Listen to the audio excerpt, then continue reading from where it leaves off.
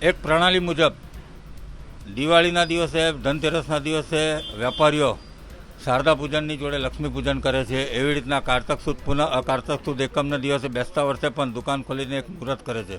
પણ લાભ પાંચમનું મહત્ત્વ વેપારીઓ માટે ખૂબ મહત્ત્વ છે.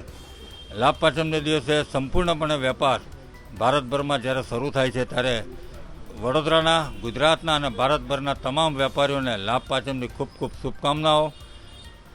સંવત 2081માં અમારા વેપારીઓ અભૂતપૂર્વ વેપાર કર્યો છે. એવો જ વેપાર સંવત 2082માં અમારા વેપારીઓ કરે એવી વડોદરા વેપાર વિકાસ એસોસિએશન અને કેટ દ્વારા ખૂબ ખૂબ શુભકામનાઓ. આપણને જીએસટીનો જે રિડક્શન મળેલું છે એના તમામ લાભો આપણે વેપારીઓ, ગ્રાહકો સુધી પહોંચાડીએ એવી તમને બધાને એક નમ્ર અપીલ કરું છું. સાથે સાથે સ્વદેશી જાગરણ અભિયાન, જે આપણે અભિયાનનું આહવાન આપણે સ્વીકારીને સ્વદેશી ચીજ વસ્તુઓ વેચીએ છીએ, આ પરંપરા હવે આગામી વર્ષોમાં પણ ચાલુ રાખજો તો ડેફિનેટલી એનો આપણો બધાનો વેપાર ખૂબ ખૂબ વધશે.